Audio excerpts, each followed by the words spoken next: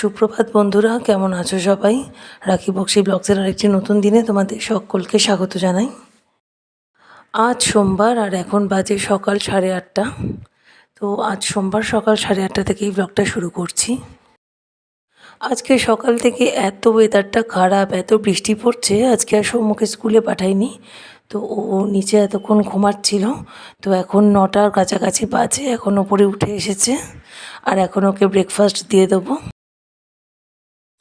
তোর দাদু যে চকোসের প্যাকেটটা দিয়ে গেছিলো, তো ওইটা বললো খাবে, তো ওই জন্য দুধ আর চকোস এটাই আজকে ব্রেকফাস্ট ওকে দিয়ে দেবো। আর রিজু তো এত সকাল সকাল ওঠে না, ও এখন নিচে ঘুমাচ্ছে। আর ওকে ব্রেকফাস্ট দিয়ে প্রথমে এখন ঘরের সব জানলা দরজাগুলো খুলে দেব। তো ছাদের দিকের দরজাটা তো খুলে দিয়েছি আর একদম বৃষ্টি পড়ছে প্রচণ্ড জোরে। তো আজকে একদমই ছাদে যেতে পারিনি, একদমই বৃষ্টি থামছে না, আজকে সমানে বৃষ্টি হয়ে যাচ্ছে। তো আজকে হয়তো কাচা টাচাও করতে পারবো না, ওয়াশিং মেশিনে কাচাও জমে আছে। তো বর্ষাকাল, এখন অনেকগুলো করে কাচা জমে যাচ্ছে আর এত বিরক্ত লাগছে না, এই বৃষ্টি আর ভালো লাগছে না। তো যাই হোক, চলো দেখো, এখন আমার জন্য চাটা করে নিয়েছি আর এখন চাটা বসিয়ে এসে আমি তারপরে ঘরটা ঝাঁট দিতে চলে এলাম। আর চাটা যতক্ষণে হবে ততক্ষণ ঝাঁট দেওয়াটাও হয়ে যাবে আর তারপরে বসে চাটা খাবো। আর আজকে রান্না বান্না বলতে সেরকম কিছুই নেই। গতকাল ছিল রবিবার, তো গতকালে বিরিয়ানি করেছিলাম। তো বিরিয়ানি অনেকটা বেঁচে গেছে। তো আজকে হাজব্যান্ড ওইটাই খেয়ে যাবে আর আমি আর রিজু আমরা ওটাই খাবো। আর সৌম্যর জন্য একটু ভাত বসাবো। তো ভাবছি যে একটু সবজি দিয়ে, মসুর ডাল দিয়ে ওর জন্য একটু ভাত বসিয়ে দেবো। তো আজকে ওই সবজি দিয়ে একসাথে মুসুর ডাল আর ভাত এটাই দেবো ওকে। আর গতকালকে তো বিরিয়ানি খেয়েছে, একটু রিচ টিচ খেয়েছে যেহেতু, তো আজকে ডাল ভাত দেবো হালকা করে, আর কিছু দেবো না।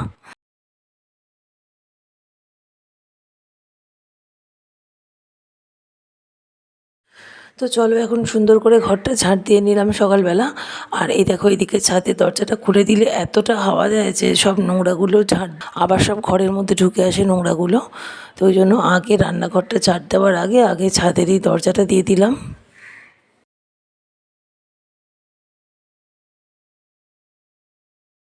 তো এদিকে ঘর আর রান্নাঘর তো ঝাঁট দেওয়া হয়ে গেল, আর দোতলার বিছনা তুলে দোতলার ঘরগুলোও কিন্তু ঝাঁট দিয়ে তারপরে একেবারেই ওপরে এসেছি।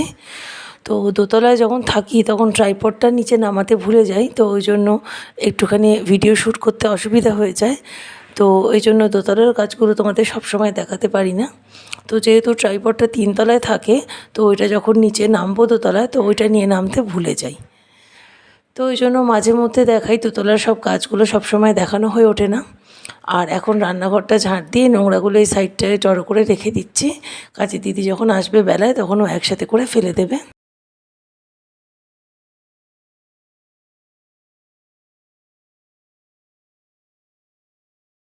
আর গতকাল রবিবার ছিল, সকালে তো রান্না করেছিলাম বিরিয়ানি, আর বিকালে বাড়ি ছিলাম না, বিকালে একটু সৎসঙ্গে গিয়েছিলাম।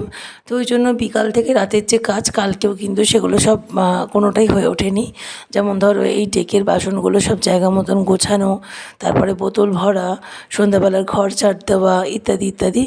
আর আমরা সৎসঙ্গ থেকে রাতে কালকে খেয়ে ফিরেছিলাম। তো খিচুড়ি প্রসাদ দেওয়া হয়েছিল, খেয়ে ফিরেছিলাম। তো ওই জন্য কালকে রাতে ফিরতে অনেকটা দেরি হয়েছে, 10টা সাড়ে 10টার উপরে বেজে গেছিলো। আর এসে অত রাতে আর এই কাজগুলো করিনি। তো আজকে রান্নার চাপ নেই, তো এই টুকিটাকি কাজগুলোই এখন সব গুছিয়ে নিচ্ছি।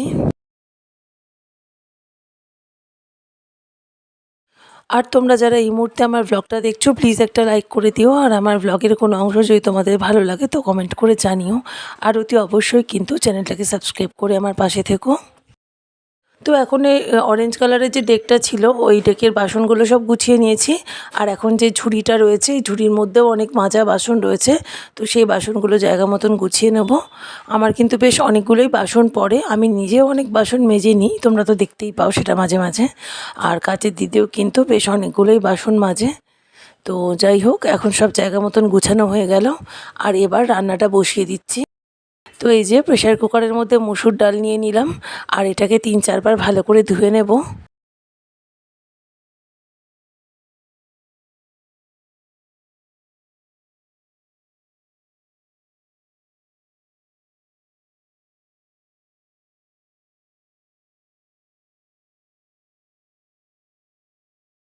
আর ফ্রিজে যা সবজি ছিল সবই অল্প অল্প করে বার করে নিয়েছি, গাজর, বিনস, টমেটো, ক্যাপসিকাম।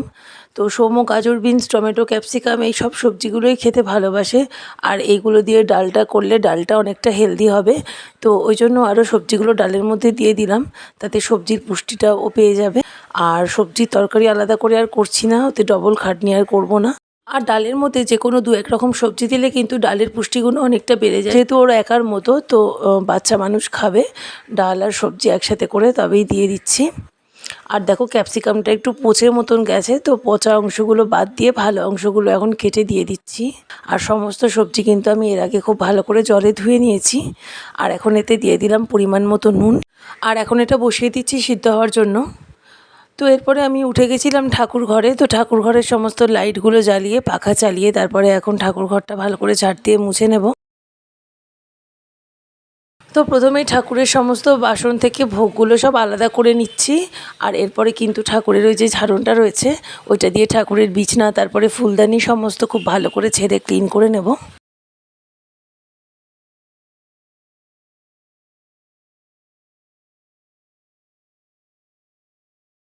আর তো এখন চলে এসেছি ঠাকুরের বালিশ, বিছানা, সিংহাসন পরিষ্কার করতে।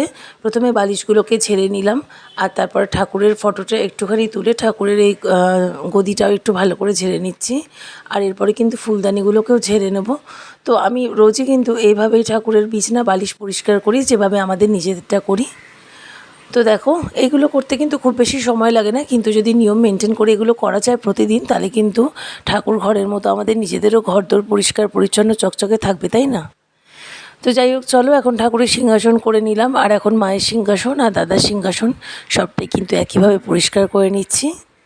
আর এরপরে কিন্তু সিংহাসনের তলার এই যে বেঞ্চটা, এটাকেও প্রত্যেক দিনই আমি এইভাবেই পরিষ্কার করি। তো এখনও কিন্তু বৃষ্টি পড়ছে, সৌম্যকে এখন বলেছি যাতে ও ছাদে না আসে, তো ও নিচে তিনতলার ঘরে খেলছে, আর আমি এখন একটু ছাতা নিয়ে চলে এসেছিলাম ছাদে। আর এখন তো প্রত্যেক দিনই এই একই ব্যাপার, প্রত্যেক দিন সকাল থেকে রাত অবধি একই রকম বৃষ্টি, তো তাই বলে তো আর ঠাকুর ঘরের কাজটা আটকে থাকে না।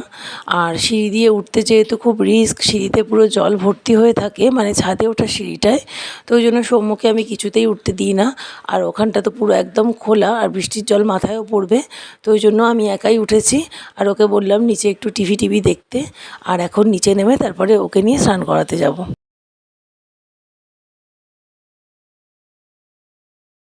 আর এই ঝাড়ুটা ঠাকুর ঘরের জন্য নতুন কিনেছিলাম, তো ঝাড়ুর মধ্যে যে নোংরাটা থাকে সেটাই বেরিয়ে বেরিয়ে আরও ঠাকুর ঘরটা বেশি নোংরা হচ্ছে। ঠাকুর ঘর তো আমার একদম পরিষ্কার পরিচ্ছন্ন চকচকেই থাকে প্রতিদিন, এই যে নোংরাগুলো দেখছো এগুলো কিন্তু সব এই ঝাড়ুরই নোংরা। তো চলো এখন ঘরটা মোছাও স্টার্ট করে দেবো, সুন্দর করে ঝাঁট দেওয়াটা হয়ে গেছে। আর ঘর মোছার আগে অবশ্য ঠাকুরের বাসনগুলো এখন মাজবো।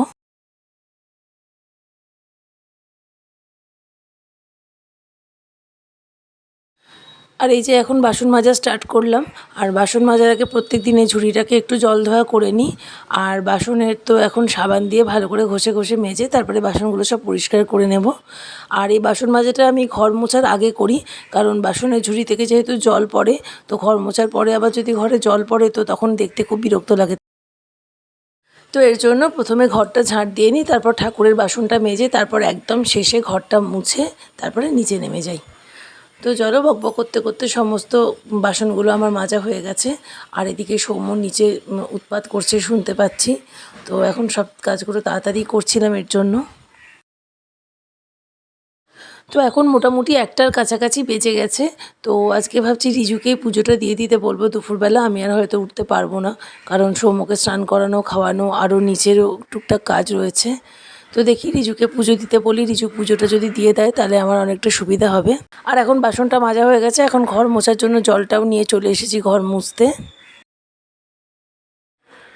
আর আমি গতকাল একটু পড়ে গেছিলাম, তো এই জন্য পায়ে আমার অনেকটা ব্যথা হয়েছে, তো ঘরটা তো মুছতেই হবে, তো ধীরে সুস্থে করে মুছে নিচ্ছিলাম পুরো ঘরটা।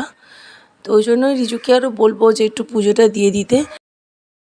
আসলে কি হয়েছে, সৌম্যকে ওর বাবা একটু জল ভরে দিতে বলেছে, আর ওই দোতলায় যে জলের জায়গাটা আছে ফিল্টারটা, তো ওইখান থেকে এক বোতল জল ভরতে গিয়ে ও অনেকটা জল ফেলে একদম পুরো বারান্দাটায় জল ভরে রেখেছিল। আর আমিও খেয়াল করিনি, তাড়াহুড়ো করে যেতে গিয়ে পা পিছলে পড়ে গেছি, তো হাঁটুতে একটু লেগেছে। তো ঘরটা তো মুছতেই হবে, ঠাকুরের ঘর, তো ওই জন্য ঘরটা মুছতে এলাম। তো সেকেন্ড টাইম আর উঠবো না, রিজুকেই ভাবছি আজকে পুজোটা দিয়ে দিতে বলবো। তো চলো সুন্দর করে ঘরটাকে মুছে চকচকে করে নিয়েছি। আর এখন লাইট ফ্যান অফ করে তারপর নিচে যাব, তারপর সৌম্যকে স্নান করাবো। আর ওদিকে তো ভাতটাও বসিয়ে দিয়ে এসেছিলাম, তো দেখি ভাতটা হয়েছে নাকি। তো ঘর মোছা হয়ে গেছে, আর এখন ঘর মোছার বালতিটা ভালো করে ধুয়ে রেখে দেবো। আর এই ঘর মোছার কাপড়টাও ভালো করে মেলে দিলাম। আর এরপরে চলে এসেছি নিচে। এই যে দেখো ভাত বসিয়ে দিয়েছিলাম, তো আর গ্যাসটা একদম কম করে দিয়েছিলাম। আর এদিকে কিন্তু ডালটাও সম্বারা দেওয়া হয়ে গেছে। আর এখন চলে এসেছি নিচে। সৌম্য একা একা স্নান করছে, ওকে বললাম একা একা স্নানটা শুরু করতে। তো আর আমি এই দোতলার যে বেড কভারটা গতকাল তুলেছিলাম, তো এটা এখন পরিয়ে দেবো। তো এই যে সকালবেলা সব দোতলার বাসি কাজ, ঘর ছাড়তে বা বিছানা গোছানো সবই হয়ে গেছিলো। তো শুধু বেড কভারটাই ভেবেছিলাম যে দুপুরবেলা নিচে নেমে তারপরে পরাবো, কারণ সকালে তাড়াহুড়ো ছিল ওপরের কাজের জন্য, সৌম্যকে খাবার দেওয়ার ছিল। তো ওই জন্য ভেবেছিলাম যখন সৌম্যকে নিয়ে দুপুরবেলা নামবো স্নান টান করতে, তখনই বেড কভারটা একেবারেই পরাবো। তো সেই মতন এখন বেড কভারটা পরিয়ে নিচ্ছি। আর বালিশের কভারগুলো এখন আর পরাতে পারবো না, আসলে সময় পাবো না। সৌম্য তো আবার একা একা স্নান করছে, তারপর দেখবো জ্বর বাঁধিয়ে বসে আছে, এক গাদা জলে স্নান করছে। আর ওয়েদারটাও তো খারাপ, একদম বৃষ্টি পড়ছে সারাদিন। তো সৌম্যকে এখন একটু স্নান করাতেও হবে।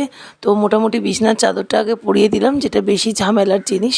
আর বালিশের ওয়ারগুলো তো পরেও পরাতে পারবো। তো দেখো চাদরটা পরানোর পর ভালো করে একবার ঝাড় দিয়ে নিলাম। আর আজকের ব্লগটা দুপুর পর্যন্তই রইলো। ব্লগটা এখানেই শেষ করছি, আবার ফিরবো নতুন ব্লগ নিয়ে। সবাই ভালো থেকো।